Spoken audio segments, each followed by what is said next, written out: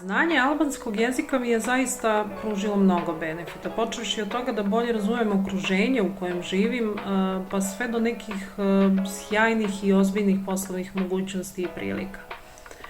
Moje iskustvo u radu sa ljudima koji uče jezik govori da zbog gramatičke kompleksnosti albanskog i srpskog jezika ponekad dolazi do stvaranja barijera, odnosno straha od učenja jezika.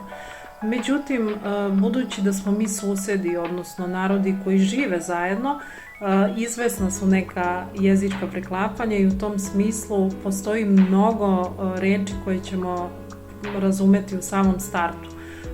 Kao što su, na primjer, glagoli štit, vozit, gostit ili neki drugi termini iz gastronomske terminologije koju svi znamo, a to su recimo turšija, gulaši, rakija, kafja, mezija.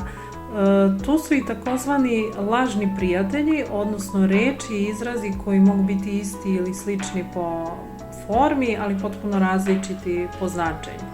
Kao primjer možemo da uzmemo albansku reč zakon, koja ne znači zakon, već običaj. Znanje jezika nam zaista otvara mnoga vrata i prosto nas čini nekako snalažljivijima i daje nam veće mogućnosti u nekom ekonomskom i društvenom angažmanu. Pra hiç një barierë gjuhësore dhe mësoni gjuhët e fshqimve tuaj.